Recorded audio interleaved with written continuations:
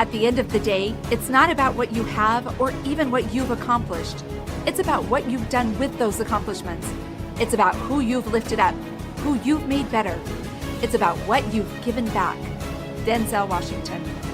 Welcome to Inspire Vision. Our sole purpose is to elevate the lives of others and to inspire you to do the same. Brenda, welcome. Thank you for having me. Oh, I'm excited. It's always so interesting how people connect together. And, I was doing an interview just the other day talking about synchronicity. And I think it's so amazing that, that works so well. And, you have such an interesting topic, and I'm looking forward to talking about it. I'd love for you to share with the audience your story, your journey, because I know that had a lot to do with what you're doing now. It really does. I mean, for the most of my career, I've been a training and development leader or organization development consultant. But, what I was using in my work started to come in handy in 2008 when my life took a side turn. It went sideways. I found myself unexpectedly divorcing, becoming a single mom with 2 little boys, no guaranteed income, no healthcare benefits, and every part of my life needed to change. And in that moment, I remember thinking I was really grateful that I had the background and training that I did, and wishing that I could share more of those messages with others. And so ultimately, that's what I did. And in the 2 books that I've written, they're really about helping people through times of change and helping folks be more resilient. And how does that work for you? Oh, I'm being tested right now. Dr. Doug, I'm being tested, I think, along with the rest of the world, right? We wake up every morning and say, that wasn't a dream. Things are really changing. I got to read my own books. Well, yeah, it's so interesting. We talk about, and as I say, I just got off an interview talking about synchronicity.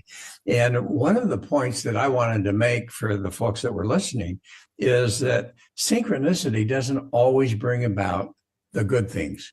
Sometimes we experience things that we don't consider good, but over the years, as we look back, we realize that it kind of put us on a path. For instance, with your divorce, with what happened in 2008, that certainly wasn't something you would consider great, but look where it's put you now.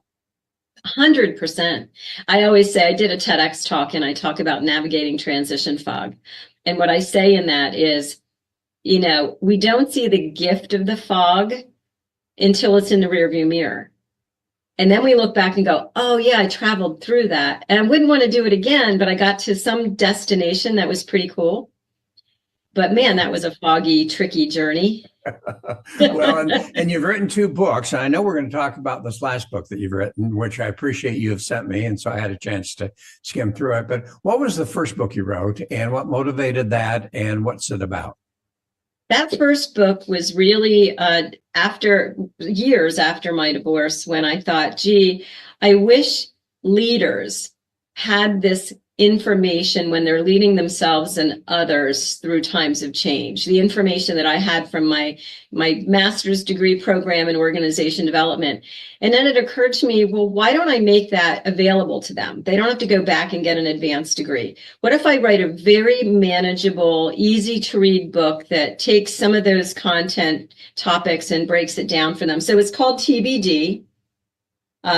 To be determined, leading with clarity and confidence in uncertain times. And so I wrote this right before my youngest son was going off, a year before he was going off to college, because I didn't want to be that sad, weepy mom that was sending him out the door. I wanted him to be excited about his next chapter.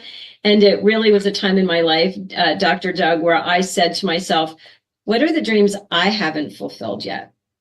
What if I start to pursue one of those so that I'm equally excited about the next chapter in my life as he goes off to launch his?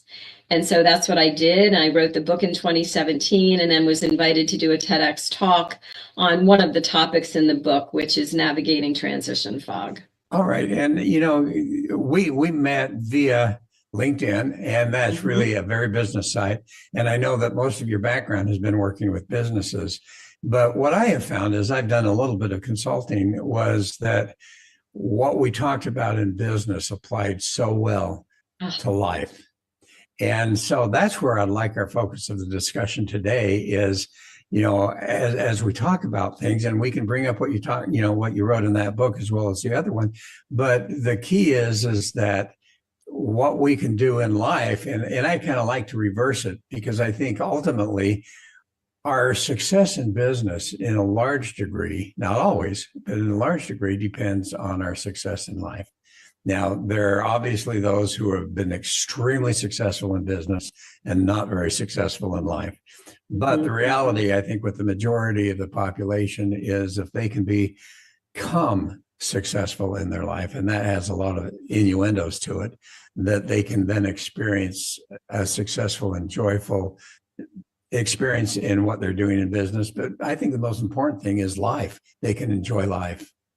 Well, I think you make a good point, which is, I think we're conditioned in some weird way, and I've never thought about this until this moment, to put it this way, but we see life as a subset of work instead of work as a subset of life.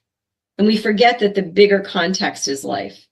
And when I am coaching any executive, we probably spend more of our time talking about their life than we do their work world, because they have plenty of people they can talk about their work world with, plenty of folks who can give them advice.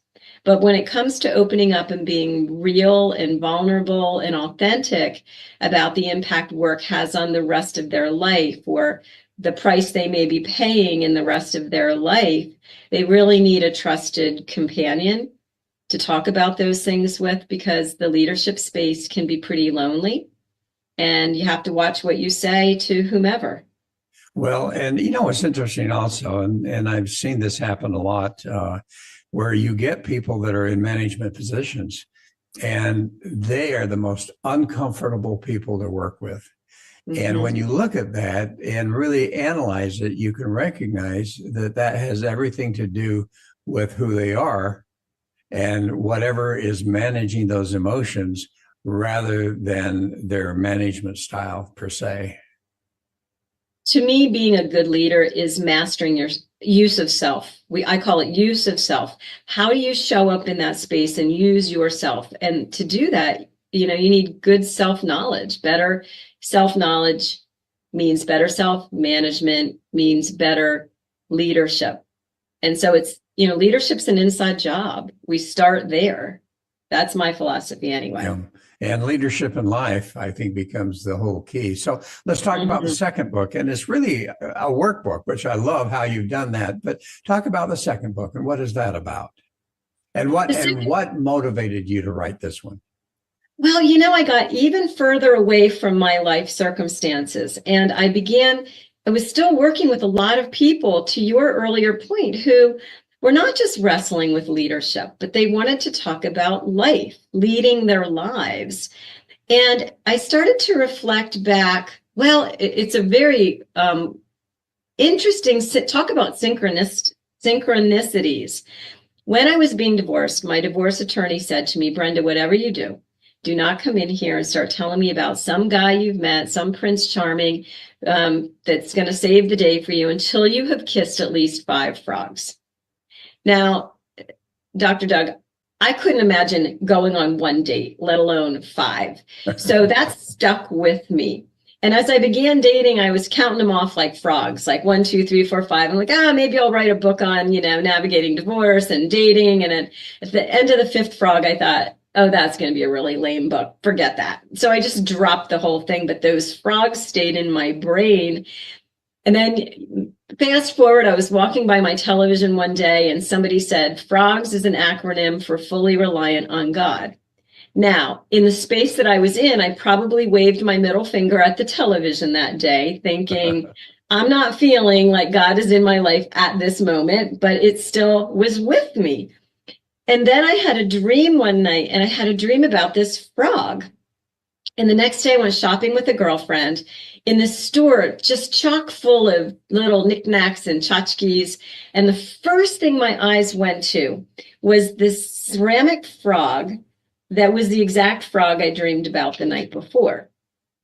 And then 2 weeks later, I was going through my office cleaning it out, and I had saved an old Christmas card from a client. Absolutely nothing remarkable about it, except that on the front of that card was this frog. And it's like I started seeing 5 frogs, and I thought, what is with the frogs? And I looked them up. I started doing some research to find out just how resilient frogs are, and that they are symbols of change and transformation. And as I reflected on my journey, I thought, oh, wait a minute. These are kind of the stages we go through when any disorienting life or work event hits us. And so each of the FROGS stands for a different stage that we go through on the road to getting more and more resilient. Well, and I love that. As I looked at that, I've been really contemplating a lot of things for a while. And, I haven't written a book yet, but I'm trying to. But what fascinated me is as I was looking at the frogs and what you wrote for each one of them, it just paralleled so much. And I think what's interesting is everyone comes from a different perspective. And yet, when you look at the reality of what the message is, it's very similar. And Absolutely. I find that fascinating. I mean, being here in Thailand, I've loved to study Buddhism. And then, and I happen to be Christian, so I'll start with that. But then also, as I've interviewed a number of people, they've talked about Vedic yoga, which is really Hinduism. So I started looking at that. And what I found is that the message from each of those, which are thousands, at least hundreds, if not thousands of years apart, are very similar. It's there's this ancient wisdom that comes through all across the world, and we just have different messengers who package it differently, and someone who needs to hear it presented this way, and somebody who needs to hear it presented in frog form, and somebody who comes from it academically, and someone who comes from it, through religion. And so I think, we're all downloaded with some of these messages we're supposed to be sharing simultaneously. Well, let's talk about your philosophy. So let's talk about what you personally went through, or what you've worked with clients and you've seen what they've gone through. But let's talk about frogs. Oh, frogs. I really never thought so much about frogs until I started writing this. And really, to be honest with you, there's an entire book I will write. And I've started years ago. I started writing a full-blown book on this topic. And it's not quite ready yet. I'm still not sure exactly where it goes.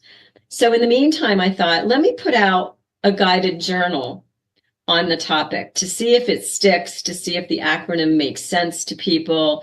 And that's how the journal really came to be. And it's been fascinating since I put it out to hear the really unique ways people are using it in ways that I could never have even imagined.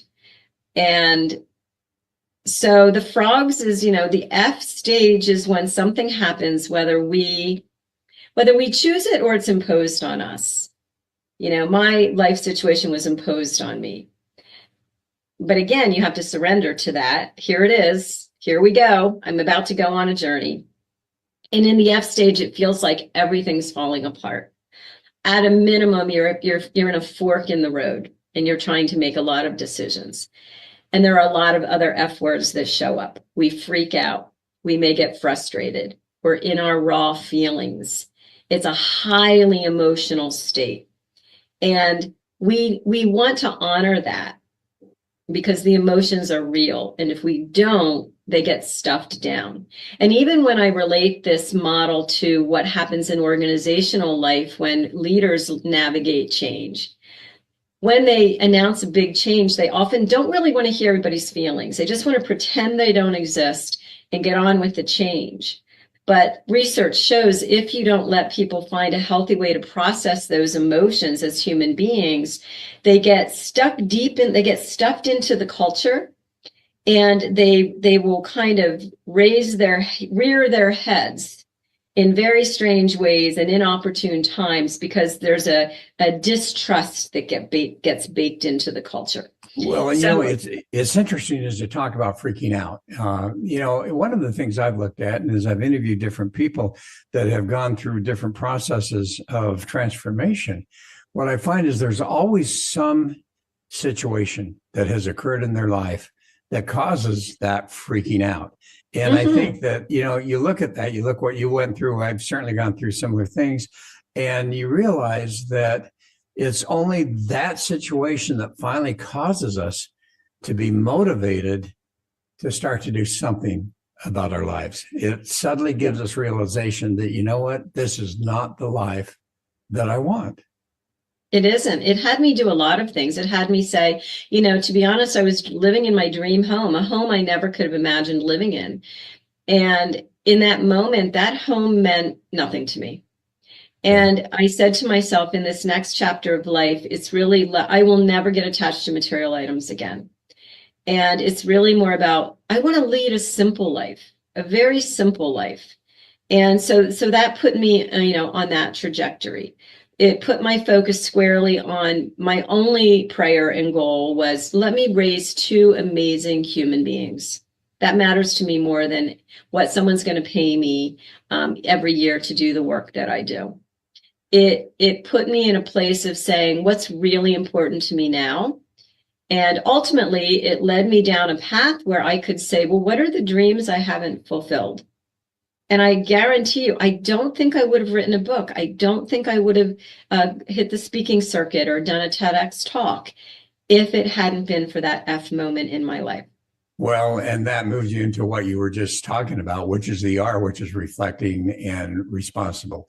And, I love that because, if as we freak out, if we can really take the time and have the ability to start to reflect as you did, and honestly, step outside of yourself, look at your life and go, okay, what would I want you to think about? That becomes such a thing. But I love the word responsibility too, because I think so many times people find themselves in a victim mode and they don't even know that they're there. But all of a sudden, they do not take responsibility for what's going on in their lives. And obviously, there are things such as you talked about, the divorce. It was something that just happened and it probably not, whatever. But things happen in our lives that we can say, you know what, I'm not responsible for that. But what we are responsible for is how we respond. Absolutely. And, that responsibility and that reflection goes two directions. So we look to the past and say, what was my part in being here? What did I contribute to this showing up? Because I think we have to start with ourselves. And then we say, okay, now what's my part? What is my, I break the word responsibility out into the two words. I always have the ability to choose my response. It's my responsibility. And that's where your power comes from. Remembering that no matter what happens, you get to choose your response. And I had a mentor who once said to me, you can choose to change or influence a situation. So that's option one. Option two is you can accept it, even temporarily. Or the third is you have to get out of it. And if you can just remember that no matter what happens to you in life, you always have those three choices, you feel less like a victim because you get to pick what you're going to do. Well, and as you've worked with, and again, I assume you don't do a lot of personal coaching. It sounds like you do more corporate and business type of stuff. But even as you're working with those leaders that you're working with, do you find oftentimes they fall into that victimhood? It's easy to. It's either that or, no leader feels like they're really in charge. Because even if you're at the tippity top of the organization as a CEO, you're still responding to the stakeholders, the shareholders, Wall Street, the board. So no one really sees the things that are happening as fully theirs. And so in that way, it can feel like, yeah, they're not taking the full responsibility. Or you can blame your employees because they're just not getting on board with the change, or they're just being so ungrateful. But I have a background in organization dynamics, so I understand all of those invisible forces that are happening in the organization to set it up that way, and try to shine some light on that for people so they can see from where they sit in the organization what their part in the situation is and what choices they have for how they're going to show up. But I do want to say this too, Dr. Doug, it is fascinating to me. And again, this is where I just surrender to the universe. I've always worked with businesses and leaders and corporations, but I am noticing in the past year, more and more folks are coming to me who want to work with me personally, in personal life. And I think some of that is because the journal, it's not real corporate-y. I mean, you can use it that way if you're doing a corporate situation, but I think it really just speaks to anybody. And so I'm just paying attention. They're coming, and I actually have 3 different women who are asking me for personal coaching that I'm working on proposals for this week. That's great. And as you look at that from a standpoint of this concept of victimhood, how would you help people? Let's get to the personal level rather than the business. Mm-hmm. How would you help people to begin to understand that? And I love how you use the word, responsibility and responsible. How can you help them to understand that whatever is happening, they have that responsibility? They cannot blame someone else for what they're experiencing in life. They may say, all right, this event happened, but they can only blame themselves and take responsibility for their response, for their emotions, and for their behavior based on their emotions. Yeah, I think the power is in, I think the muscle we need to build when we're in that R stage is learning how to reframe things. So if we see this as this thing that happened to me that I didn't deserve, and I have a quote in here that I'm going to probably misquote, but I love it. It's like saying, because you're wearing red, but you're saying, because I'm a good person, bad things shouldn't happen to me. The bull doesn't care. If you're expecting the world to treat you fairly because you're good is like expecting the bull not to charge because you're a vegetarian, right? Yeah, I mean, it's going to happen to us. We cannot get away from things happening to us that don't feel fair. So I think the first step is accepting that life is not fair. No one said it was going to be.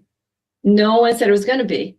So what do you do with your unfair situation is the question. Yeah. And, it's interesting. The Buddha talks about that a lot, which I'm fascinated by that philosophy that he has, is this concept of everyone experiences suffering. Yes. But his whole model was to help people to get to the point where, life happens, but they don't have to suffer. And correct. Suffering is the choice, is what Buddha says. Yes. Suffering is a choice. That's not the choice you want to make. That's right. So as you talk about that, the reality is that we can ultimately get to the point where life happens, but we don't let it affect us negatively. We don't allow it to cause us to suffer extremely, but rather just understand what's going on, maybe understand that it's part of synchronicity that we don't understand yet, but ultimately as we work through it, and that goes through your next phase. And so I'll have you talk about that as far as once we do the reflecting, once we take that responsibility, then we go into the O. What does that stand for? And it's funny because I think you're leading into it with that comment about Buddhism, right? Part of the overcoming the obstacles, which is what O stands for, is one of the first things is surrendering to the situation. Buddhism talks about this concept also of impermanence, which I love.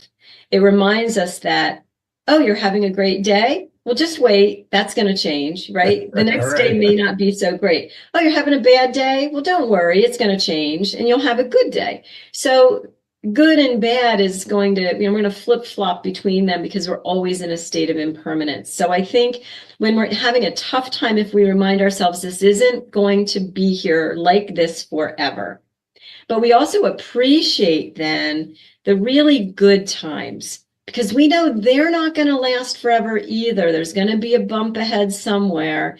And then we get to live in gratitude with what's right in front of us. And I think the overcoming obstacles is, some of those obstacles are mindset obstacles. Some of them are just keeping ourselves from being paralyzed and making even the smallest inroad, the smallest step towards something. I remember back in my divorce days, just getting out of bed felt like a huge win. Just getting showered or just getting 2 kids off to the school bus. Those are all wins. And to this day, it just happened 2 weeks ago. I thought, man, I feel really busy right now, but I don't know how productive I'm being.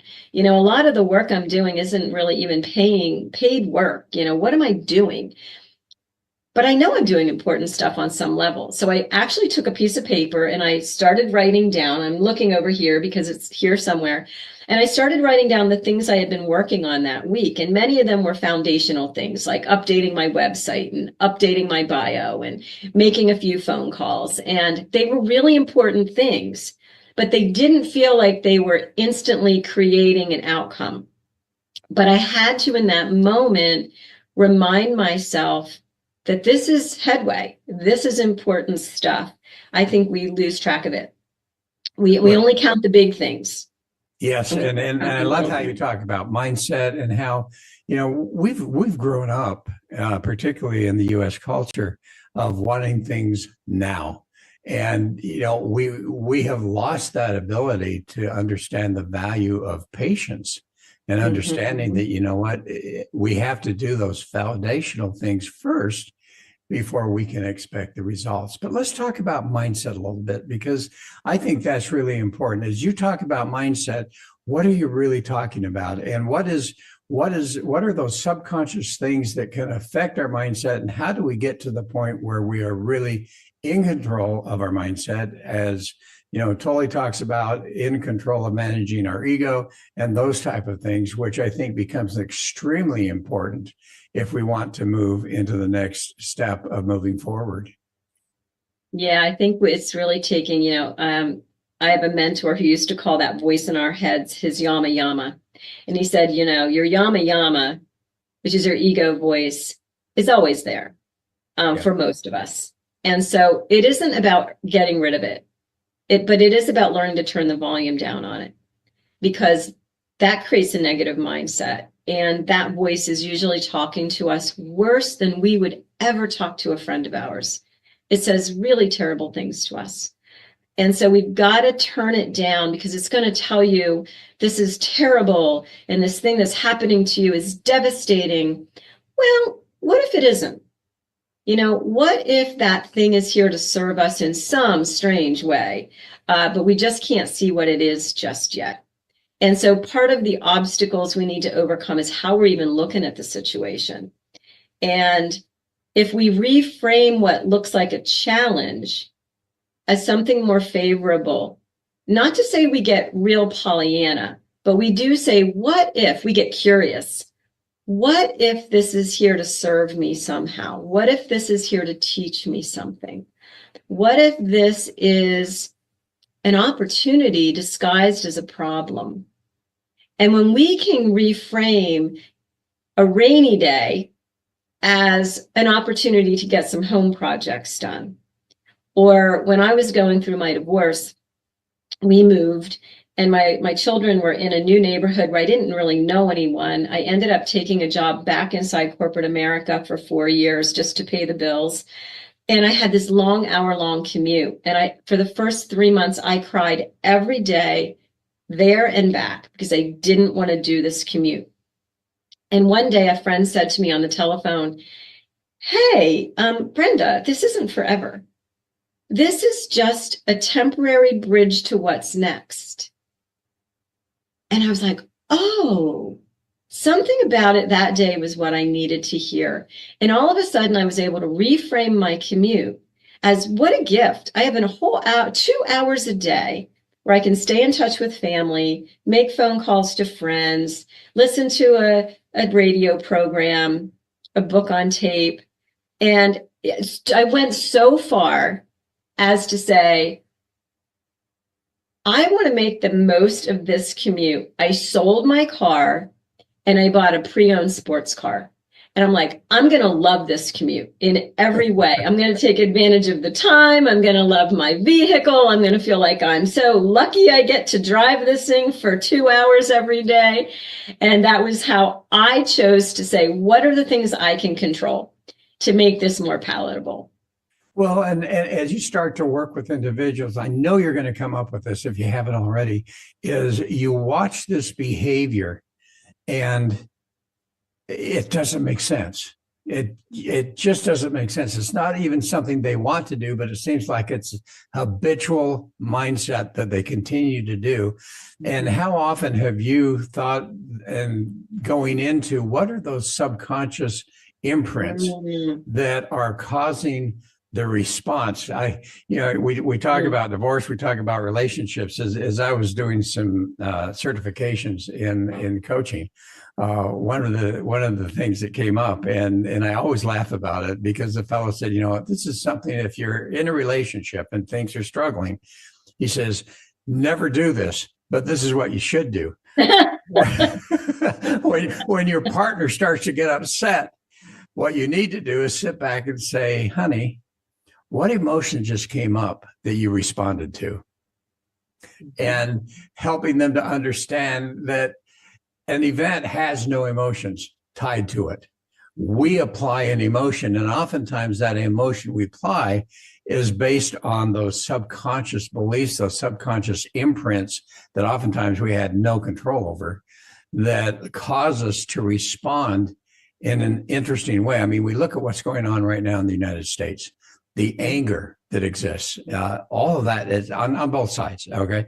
And it's interesting to me to see how people react. And I think to myself, you know what, here's the surface reaction going on, but what's internally going on to cause someone to respond that way? And I think that really gets into that whole concept of reflecting and responsibility that you talk about, is being able to recognize what's happening there. And then you get into the where you're starting to overcome some of those obstacles. And I really think, as we know, 90% of our brain is subconscious. Right. What drives our behaviors is really 90% subconscious. And so it's about, I always know when I'm coaching someone, and I just get this intuitive feeling that it's time to ask a deep question like that. And when you've stumbled on some subconscious hardwiring that's in there. I remember coaching he was a world-renowned cardiac surgeon. And he was just known to be a bear to work with. I mean, it got to the point where people were quitting. He couldn't keep nurses. The operating room could not get staffed. His reputation preceded him. They were having a hard time recruiting people. And I coached him for a while. And then one day I finally said to him, tell me about your childhood. And I'd built enough trust with him that he would. And he shared with me how, as a young little boy, he had to escape a war-torn country for his life. And so for him, his conditioning is that life is a battleground. Life is a war. And he showed up every day like a warrior. And wow, we had the most incredible conversation. And sometimes those are the moments, and you just see the emotion in people after you've asked a certain question, that they're about to have a breakthrough. And it had me look at him differently too. It had me appreciate why he shows up the way he does based on his early life conditioning and his subconscious beliefs. So we got to unpack those. He's still there. He has managed, I think his head was on the chopping block at the time, but he is still there. And it's very funny. He said to me in our very last session, and this was long before I even thought about writing a book, he looked at me and said, so Brenda, do you think you're writing a book someday? And I was like, I don't know where that is coming from. I said, I don't know why. He goes, do you think I'll be in it? You need to get your ego under control. Yeah, and I love that. And you know what? For people to understand that that's what it means to overcome obstacles. They are their greatest obstacle. Their subconscious is their greatest obstacle. And so I love that. They freak out, that they start to reflect and be responsible for that, and then start to overcome those. And that moves us into the next one, which is the G. And then what occurs as they're doing that process? It's G, I think I'm growing. And this is in the smallest of ways. I was talking to my mother yesterday about a friend of hers who just lost her husband back in November. And my mom said, oh, Mary's really showing some signs of growth. She's practicing going out to eat by herself. She's never had to do that before. She's always had her partner. And, some people go, what's the big deal? I have to do that all the time. But to Mary, it's a very big deal, and it shouldn't be minimized. And I think we minimize our growth within ourselves sometimes. We go, oh, well, that's no big deal. I don't know if this happens to other people, but the minute I wrote, I remember before I wrote a book, I was like, if I would meet an author, I would revere them. Oh my gosh, you wrote a book, because that is something I've always wanted to do. Once I wrote a book, I was like, if I wrote a book, anyone can write a book. It stops being such a big deal anymore. And we start to minimize that thing that was actually a very big, complicated deal. And so we have to not minimize our growth in any way, shape, or form, big or small, because even without trying, we're going to grow. Now, if we are really intentional, we can have very big leaps. Going back to the frog, right? We can take a now what and turn it into a why not. We can make that big leap. We can find ourselves more resilient. We can find ourselves better at reframing difficult situations. We can find ourselves taking risks we never would have taken if this thing hadn't happened to us. But the reason I have a spot in the back of the journal to record hops is because the hops, big progress doesn't happen in one big quantum leap. Even if you think about professional sports athletes, we see them on the screen and they're the star quarterback for an NFL team. Well, guess what? There were so many things that had to happen along the way, and every one of those counted. So if we count our hops and record them, then we actually notice our progress. And I like the idea that a hop is only one letter away from hope, because it's in the hops that hope shows up, that we're going somewhere good. Well, and I love that. And the fact that, the continual hops and the realization that, sometimes we're going to hop to the side, which may not be where we wanted to be, but, we have to, because there's this obstacle in front of us. But recognizing on that growing part that it's a process. It's something that we have to have patience for, and trusting that we can actually accomplish.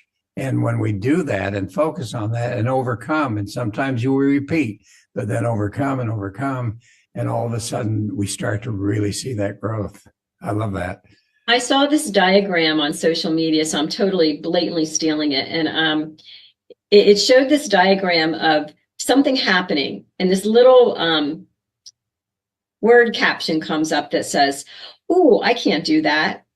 Oh, maybe I can. Oh, I can't do that. Well, maybe I can. And I did. Oh, maybe I can do that. Oh, I can. And I did. I mean, we start out going, I don't know if I can do that. And then we get to the point where, after time of doing something and proving ourselves again and again, when that thing shows up next, we go, I got this. I got this.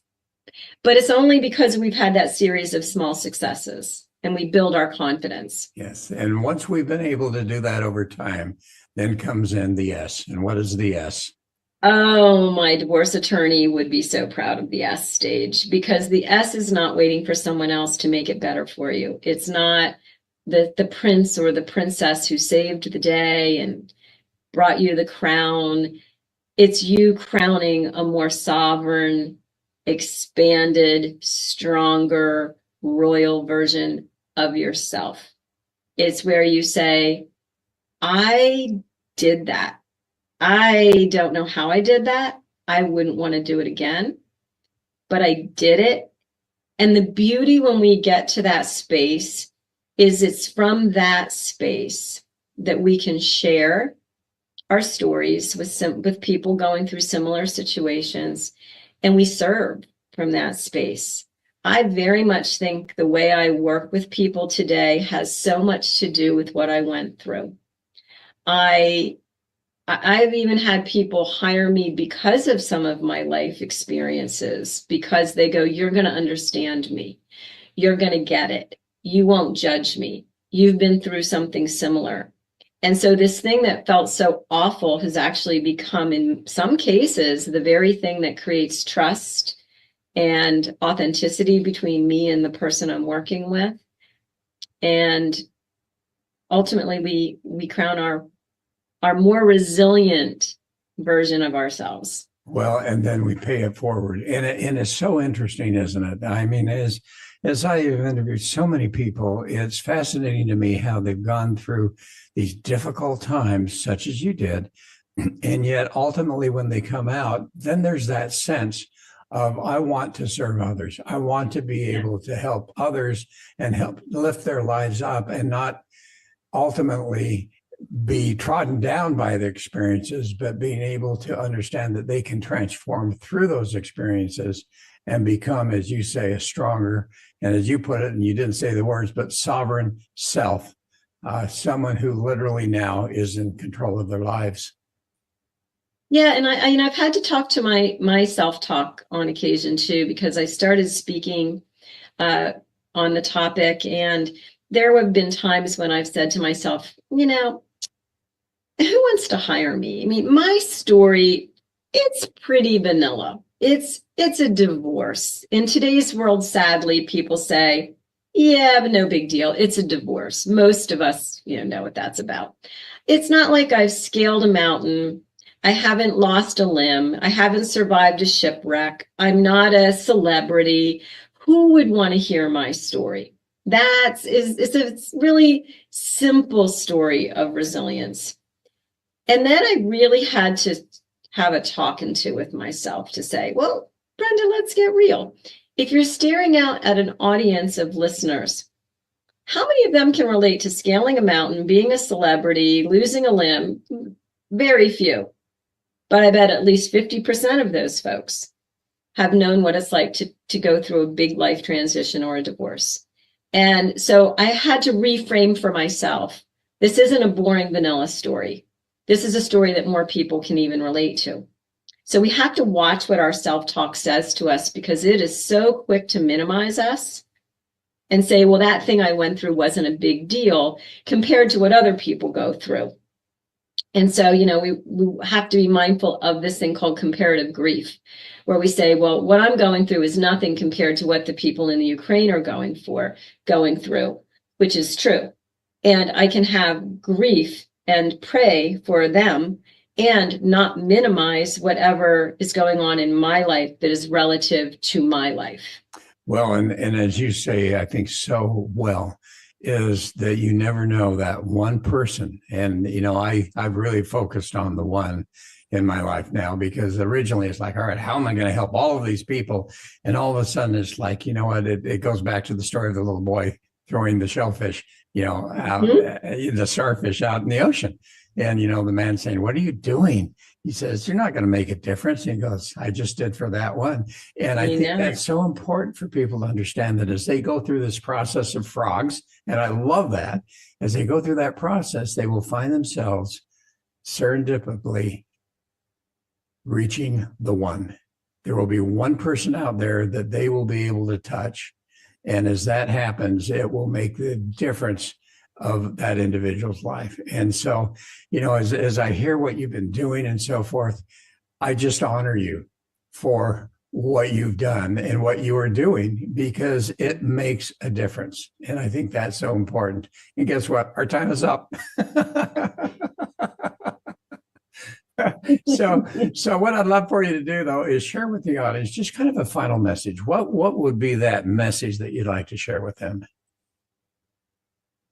My message is that behind every now what is a why not? Like, why not? Ready to be unleashed.